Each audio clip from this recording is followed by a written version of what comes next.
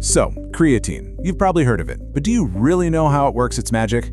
Today, we are going to dive deep into the science of what is honestly one of the most effective supplements out there. We'll break down exactly how this little molecule acts like a high-speed energy system for your body, pushing you through those really tough workouts. Okay, picture this. You've been there, right? You're in the middle of a really tough set, you're feeling strong, everything's clicking, and then bam, you just hit a wall. It feels like someone flipped a switch and your power just vanishes. So what is actually going on inside your muscles when you slam into that invisible wall? Well, it turns out your muscles run on this super specific, high-octane fuel for those big, explosive movements. But here's the catch, and it's a big one.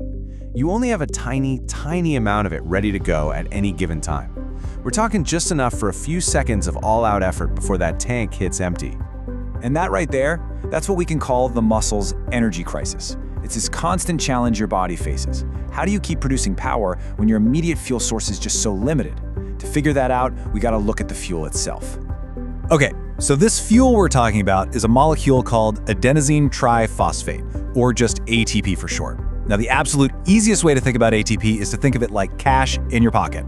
It's the universal energy currency your cells spend to get anything done. I mean, from flexing your bicep to firing a neuron in your brain, it's immediate, it's direct, and it's exactly what your muscles burn to contract. But here's where we get back to that crisis we mentioned. Your muscles only store enough of this ATP cash for maybe 2 or 3 seconds of all-out maximal effort. That's it, 2-3 seconds. So after a couple of heavy reps or a quick sprint, all that ready cash is gone. So what happens then? How do you keep going? Well, this is where creatine enters the story. If ATP is your cash, then you can think of creatine as your body's instant backup system. It's like the emergency fund that kicks in the second your cash runs out. And this system is actually pretty brilliant. So when you spend that ATP cash, what you're left with is a lower energy molecule called ADP. Just think of ADP as the receipt you get after a purchase. Now here's where phosphocreatine, which is just creatine with a phosphate group attached, comes into play. It acts like a debit card, instantly slapping a high-energy phosphate back onto that receipt, and boom, it turns it right back into spendable ATP cash. And this all happens in a fraction of a second, which is what allows you to keep pushing through your set. So here's the bottom line, the key takeaway from all this. The more phosphocreatine you have stored up in your muscles, the faster you can recycle that ADP back into ATP. And by supplementing with creatine, you are directly increasing those stores. You're basically just topping up the balance on your body's high-speed energy system, giving yourself a much, much bigger reserve to pull from. And we're not talking about a small increase here. This is significant. Research shows that taking creatine can boost your muscles' creatine content by up to 40%. I mean, think about that. That is a massive expansion of your rapid energy reserves, and that translates directly into better performance in the gym. Okay, so we've established that it works, and we know how it works. But what's the best way to actually take it? Let's talk about the practical side of things, how to supplement smartly. Basically, the research points to 2 main ways to do this. Path number 1 is for people who want results fast. It's called a loading phase. This is where you take a higher dose, about 0.3 grams per kilogram of your body weight, every day for about 5 to 7 days. The goal is just to saturate your muscles as quickly as possible. Now, the other path is way simpler. You just take a smaller maintenance dose of about 3 to 5 grams a day every day. It'll take longer to see the full benefits, maybe around 28 days or so, but you'll get to the exact same saturated state in the end. It's really just a choice between speed and simplicity. Now, it's pretty clear that creatine can help most people doing high-intensity exercise. But the research also points to one particular group that might see an even bigger, more noticeable benefit. And the reason for that is actually super simple. The main places we get creatine in our diet are meat and fish, so it makes sense that people on vegan or vegetarian diets just naturally have lower levels of creatine in their muscles to start with. This just means they have more room in the tank, so to speak, so when they supplement, they can see an even bigger jump in performance. And you can see that difference really clearly on this chart.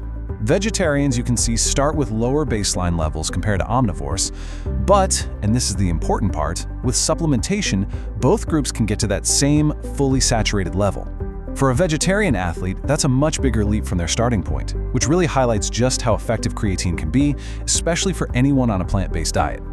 All right, so you've done the work. You've saturated your muscles with creatine, you supercharged that energy system.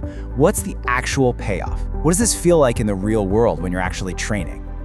Well, the cool thing is, the research here is incredibly consistent. we're talking a 5 to 15% increase in max power and performance. Now, what does that actually mean? It means maybe getting 1 or 2 extra reps on your heavy lifts. It means a more explosive start in a sprint. And because you can train harder, it helps you get stronger faster. Creatine also pulls more water into your muscle cells. This does 2 things. 1, it makes them look a bit fuller, but more importantly, it acts as a signal that can actually help kickstart muscle growth. And on top of all that, it can even help you recover better between workouts. And of course, the big question is always safety. For healthy people, it has an excellent safety profile and has not been shown to harm kidney function. So just to put all this in context, let's see where creatine fits in with other common supplements. You've got protein, right? That provides the literal building blocks for muscle repair and growth. Then you have things like citrulline malate, which might help with muscular endurance. But creatine's job is totally different. It isn't a building block, it's a high-speed energy recycler. Its whole purpose is to improve your performance in those really short, intense moments of power and strength. It's in a category all its own. You know, we've spent this whole time talking about how creatine fuels your muscles. But think about this, your brain is also an incredibly high-energy organ that depends on that same ATP system. And that fact has led researchers to start exploring creatine's role way beyond the gym. So, the really fascinating question to leave you with is, if this is what creatine can do for our physical power, what could it be doing for our cognitive power? Now that is something to think about. Thanks for watching. Subscribe our channel, which give us motivation to make better content for you. See you in the next video.